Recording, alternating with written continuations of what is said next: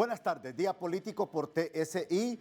La ex rectora de la Universidad Nacional Autónoma de Honduras, doctora Julieta Castellanos, ha emitido una nueva carta pública y hace muchos señalamientos.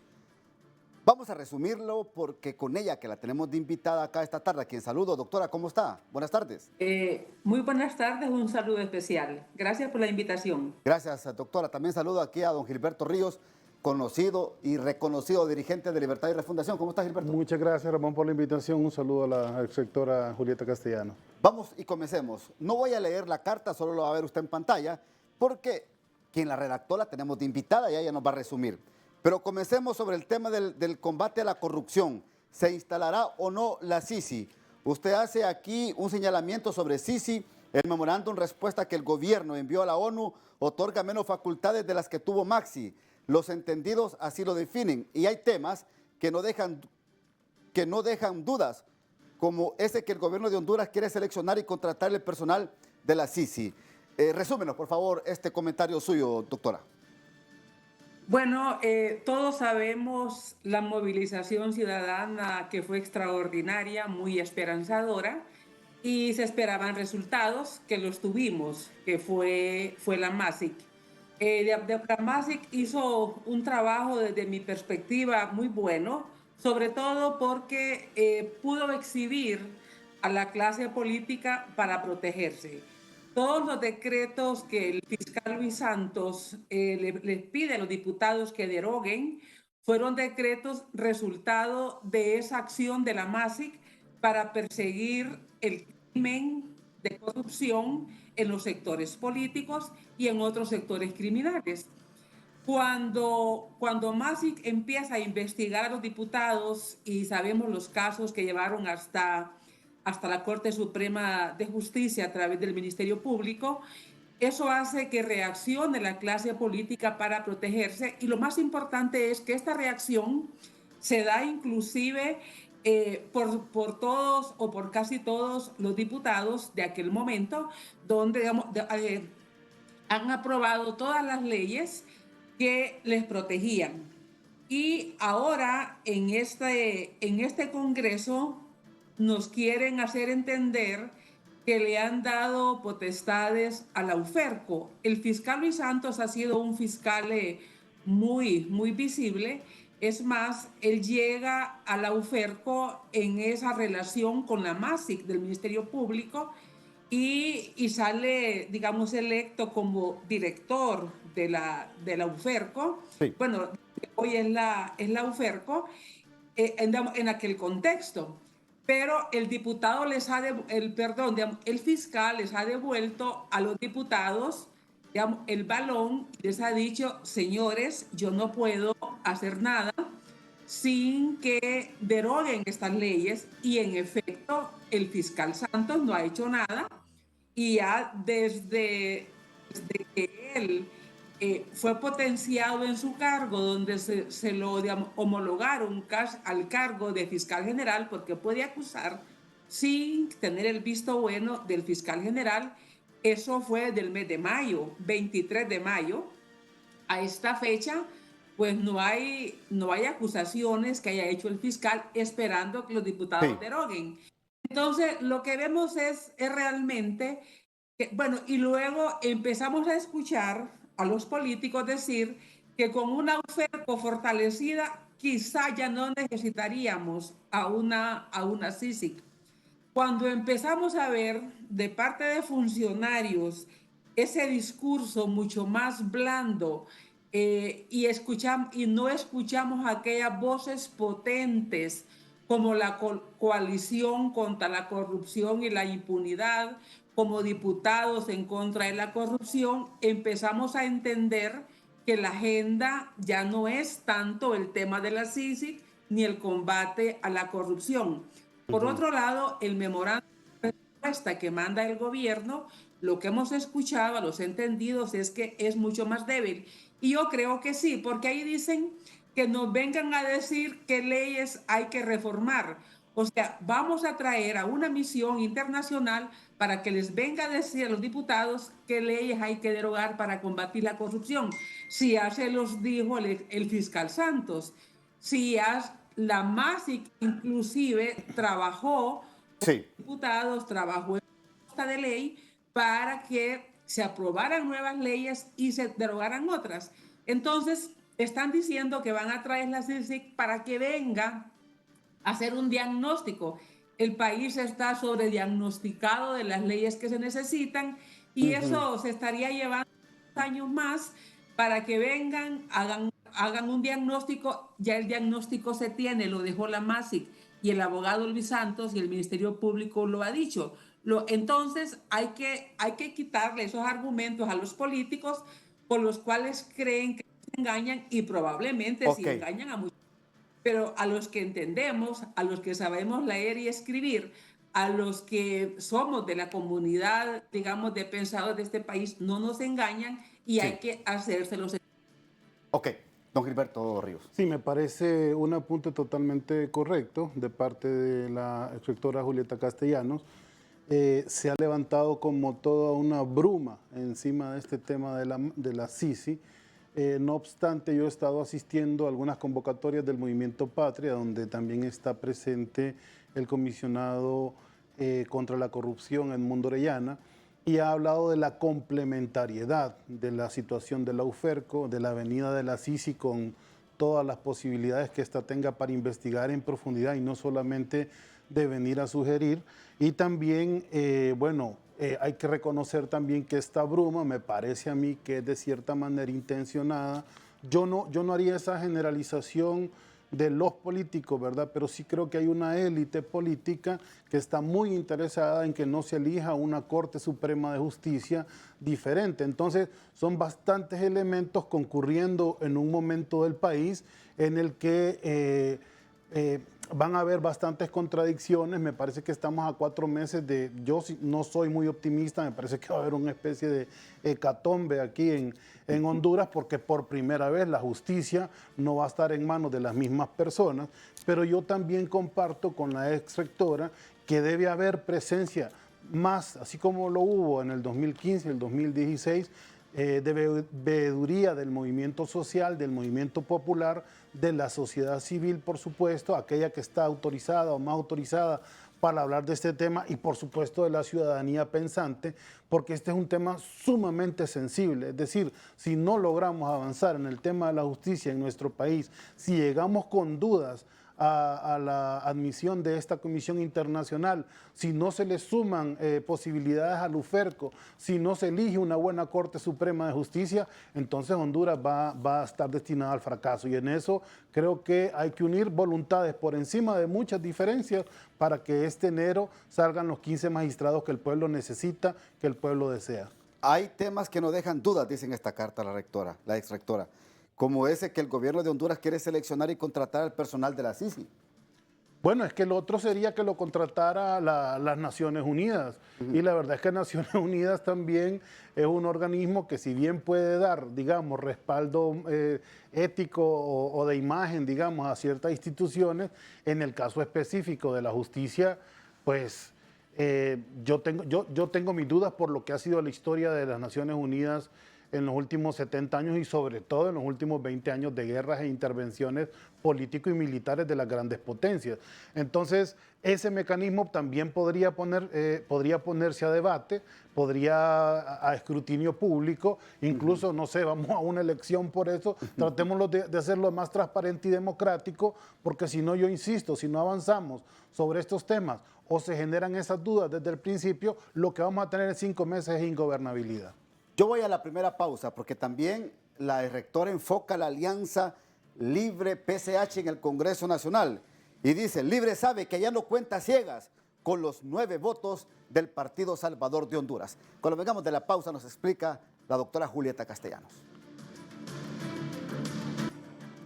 Antes de hablar del tema de la alianza PSH Libre, doctora, ¿por qué usted concluye esta carta pública diciendo, Libre, sin enemigos no existe, y si no existen, los construye y los reinventa? Esa es su esencia. Explíquenos, doctora. Sí, voy a finalizar con ese comentario, pero por ahora yo quisiera, digamos, responder o tener un punto de vista, digamos, diferente al del señor Ríos Sí, sobre la elección de los funcionarios que vendrían con la CICIG. Cuando la MASIC está en el país, el gobierno de Honduras no fue el que escogió a los funcionarios de la MASIC. Es más, no intervino, entendemos, en la elección tampoco del fiscal Luis Santos, que era la contraparte más directa que tenía la MASIC en el país. Pero lo vea. En ese sentido, estaríamos dando un paso atrás porque significa entonces que el sistema, que el gobierno estaría escogiendo a los que estarían, digamos, trabajando en el sistema de justicia. Rectora, pero esa era la OEA, Ahí esa sí no era habría, Naciones Unidas. no, era la OEA, Sí, era la sí. OEA, sí, era la OEA.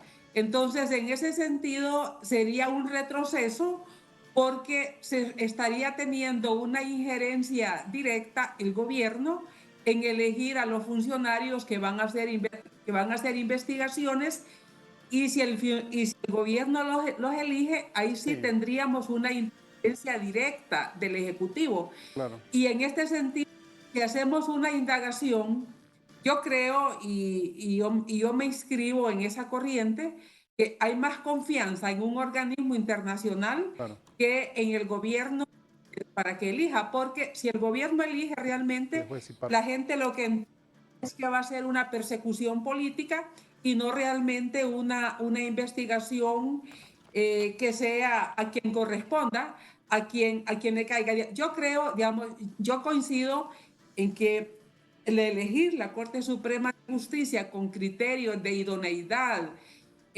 digamos, de competencias éticas y profesionales es clave, pero creo que para que los diputados demuestren que en realidad están interesados en combatir la corrupción y la impunidad, deberían de hacer el esfuerzo real, objetivo y verificable de derogar esos decretos. sí.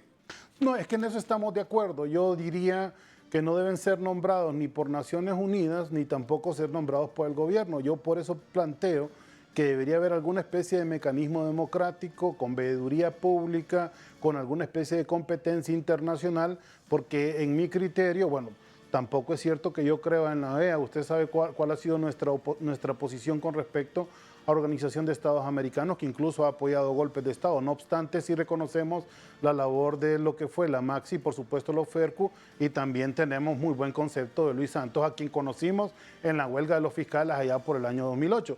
Lo que yo sí quiero decir es que en este caso de Naciones Unidas me preocupa porque no ha sido un organismo que en los últimos 20 años se ha destacado por su equilibrio o por su imparcialidad, y me parece que también tiene intereses. Entonces, ¿por qué no lo hacemos de otra forma? Que no los nombre el gobierno, que no los nombre Naciones Unidas, pero escojamos una manera, un mecanismo donde este organismo internacional pueda venir con la mayor de las transparencias posibles a ofrecernos personas que nos van a ayudar, ¿no? Aquí nos preguntamos todos y cuál puede ser ese mecanismo. Bueno, no sé. ¿Cuál puede ser ese puede ser mecanismo? una forma de concurso, puede ser, no sé. No, pero no yo soy un pregunto, experto Gilberto, sobre el tema. Gilberto, ¿quién debe coordinar Mire, este mecanismo? Naciones Unidas permitió invasiones militares, asesinatos por millones de personas en el Medio Oriente. O sea, ha sido un comportamiento, Ahora, ¿verdad? no, yo entiendo su interpretación, Sí, Gilberto, claro. yo entiendo su posición, pero aquí pregunto y consulte y contésteme usted, rectora. Bueno, si no es ONU quien nombra a los miembros de Sisi y si no es el gobierno por el lado de Honduras, buscar un tercer mecanismo, una tercera persona confiable, ¿dónde la sacamos? Usemos la imaginación. ¿Dónde la sacamos? Yo creo que si vemos las experiencias Sí. que ha habido, es importante destacar varios temas. Cuando se investigan redes de corrupción, los investigadores obviamente están en peligro, están bajo fuego y en ese sentido tiene que haber un sistema, digamos, de protección para estos investigadores y por eso en parte creo yo, aquí el combate a la corrupción y Sí. al crimen por muchas razones, incluyendo los riesgos asumen los investigadores, la desprotección que hay por parte del gobierno o del Estado de Honduras, cuando vemos inclusive que fiscales digamos, que trataron de hacer el trabajo para el cual fueron contratados con gran integridad, como el fiscal de Oro, quiero mencionarlo, habrá otros más. Fueron asesinados y sus crímenes y sus familias han quedado en desprotección. Digamos, todo eso ha hecho posible y la necesidad de colocar estas investigaciones en estructuras internacionales donde estas personas vienen solos a estos países sin sus familias. Sí. Sus familias están corriendo riesgo. Ellos están bajo un régimen de inmunidad que les ayuda a hacer su trabajo mejor. Son equipos internacionales que están trabajando sin que medien intereses, y creo que lo vimos con la MASIC. Cuando la MASIC penetra a los círculos de diputados, a los círculos políticos, a los círculos de las familias presidenciales, pues estuvimos viendo que no venían con mandatos de venir a proteger el poder, sino a cumplir. Yo en lo personal valoro que tanto lo que hizo la CICIG en Guatemala como lo que hizo la MASIC en Honduras fueron grandes avances. Ok. Si lo con lo que ha pasado en Guatemala, Sí. donde los fiscales están siendo perseguidos y están, digamos, en el exilio. Aquí los fiscales han quedado bien porque nunca investigaron. O sea, si vemos, ningún fiscal corrió peligro. Todos, porque no tocaron realmente las redes de poder en este país. Hay que ver con el fiscal actual, que es donde a mi juicio se han encausado mucho más casos, inclusive al ex candidato presidencial Narri Asfura. Entonces, en ese sentido, creo que nosotros nos hace falta ser más objetivos a veces y tratar de hablar con hechos, no únicamente a mí me cae bien y este no me cae bien y a este yo sí le aplaudo y a este no. Si colocamos lo que ha sido la trayectoria del Ministerio Público desde que se creó, yo creo que los fiscales en realidad no asumieron riesgos. Sí. Porque no avanzaron en combatir realmente la corrupción y la impunidad en los enormes núcleos de poder que hay en este país. Ahora, y que se han dedicado a enriquecer formas ilícitas. Antes de irme la pausa, segunda pausa, Gilberto. No, de acuerdo. Me parece que hay que revisar, digamos, la actuación del Ministerio Público. Yo conocí muy bien la institución, mi madre trabajó ahí hasta que falleció y conozco desde que se fundó. Y la verdad es que es una institución que dejó o que ha dejado, ¿verdad?, un vacío legal tremendo en el país, y a pesar de lo que dice la exrectora con respecto a que este fiscal tiene mejores números que los anteriores, la verdad es que este fiscal es sumamente decepcionante. Nosotros incluso lo llamamos como un fiscal coludido, ¿verdad?, con los grandes actos de corrupción, con el narcotráfico, con las redes de saqueo del Estado de Honduras y con una actitud totalmente complaciente contra la corrupción. Yo creo que la gran demanda de la población hondureña es ver cambios radicales también en el Ministerio Público. Perfecto, vamos a la pausa, ya regresamos. Gilberto, dice la rectora en su carta de que hay un distanciamiento grande, o que se constituye o se construye un distanciamiento diplomático, podemos decir, entre Estados Unidos y Honduras, con estos últimos tweets del canciller Reina y de la embajadora Dogu. No, mire, nuestras relaciones con Estados Unidos son estables, van a ser estables, son importantes también, solamente que los Estados Unidos tienen que aprender a respetar a un país que ha sido básicamente su colonia, ¿verdad? Una base militar norteamericana, un país que ellos miran con mucho interés porque tiene 3 fronteras terrestres y 9 fronteras marítimas, porque es un país donde ellos han instalado también la contrarrevolución en Centroamérica, como lo hicieron hace 40 años, y básicamente eso, ¿no? Y donde tienen algunos intereses que defienden con los dientes, como ha salido la embajadora Dogu a manifestarse en contra de las reformas de los contratos de energía, por ejemplo, y de otro tipo de reformas importantes que el país está emprendiendo. O sea que lo que tiene que entender la embajadora Dogu es que ahora nos vamos a tener que respetar, porque ahora sí hay un gobierno soberano que encabeza a una mujer que está dispuesta a defender a su patria, a Honduras, ¿no? Y a defender los intereses de sus ciudadanos. Vamos un poco hacia apresurados. También dice la rectora en su carta que el libre se debilita en el Congreso, que 51 no es igual a 60. Y viene un año clave en la elección de la nueva Corte Suprema de Justicia. No, lo que hemos tenido con el PSH es una diferencia, ¿no? Yo creo que como todo matrimonio se tienen diferencias, ¿no? Ahí vamos a estar nuevamente. Este maridaje no funcionó sí. Entonces. No, esto fue una luna de miel que todavía está así, ¿verdad? Que vamos a tener algunas coincidencias importantes en algunas cosas y vamos a tener algunas diferencias en otras, pero no hay ningún rompimiento. Más bien andamos enamorando a otros cachurecos ahí que también van a votar por nosotros y a ver, se va a volver Y seduce. ¿Y usted cree que se dejen seducir los cachurecos? Sí, hombre, si esto se va a volver poliamor, ya va a ver. ¿De veras? Liberales, PSH. Bueno, rectora, por favor, sus últimas consideraciones, porque ya tenemos solo un minuto. Digamos, simpático, digamos. Digamos, yo creo que es un análisis que he hecho de lo que uno ve, y sí creo que es importante que los partidos debatan, que los partidos son diferentes. Si no fueran partidos, pues si no fuera un solo partido. Así es. En ese sentido, cada partido debe tener su propia identidad, sus principios, su agenda. Y lo que estamos viendo en el PSH es que de aquella primera reacción, donde me imagino se sentían muy estimulados porque uno de sus miembros asumía la presidencia del Congreso, sí es obvio un distanciamiento que se acelera mucho más desde la base de Libre.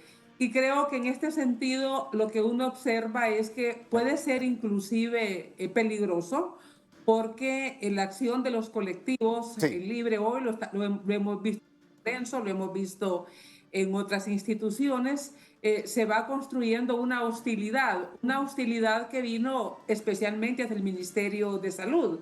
Creo que ese ha sido el foco, ahí han sido las reacciones, y lo que no hemos visto es que por parte de la Dirección Central de Libre haya públicamente al menos un llamado, porque sí puede derivar en acciones que ojalá no sucedan en el país. Yo deseo, y lo he dicho y lo reitero, que el gobierno tenga éxito, pero creo que no está apuntando a una buena sintonía lo que estamos viendo. Y eso obviamente no debe de gustarle nada a los diputados de Libre, menos todavía la confrontación pública entre el coordinador de Libre y el presidente del partido.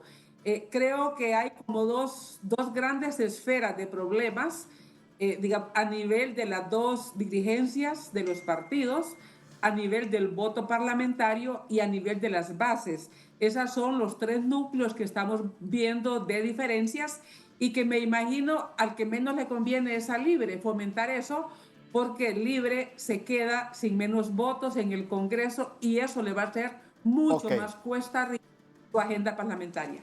Gracias, doctora Julieta Castellano, muy amable por participar en Día Político de TSI. Gilberto, 15 segundos para que se despida. No, bueno, decir que sí tenemos problemas en la administración del Estado, sobre todo lo que tiene que ver en salud. Hay un ovío ahí casi indestructible. Pienso, y lo dije desde hace 4 meses, que la dirigencia del partido debía atender más directamente ese problema. Creo que todavía estamos a tiempo de solucionarlo. Toda crítica que se haga al gobierno, siempre que sea constructiva, es bienvenida, y me alegra escuchar de la rectora que ella también desea que este gobierno sea exitoso. Yo creo que ese es el espíritu de todos y todas. No, todos deseamos que este gobierno sea exitoso en todas las áreas y en todos los sentidos. Gracias, Gilberto, muy amable. Hasta aquí el programa de hoy. Que pase una feliz noche.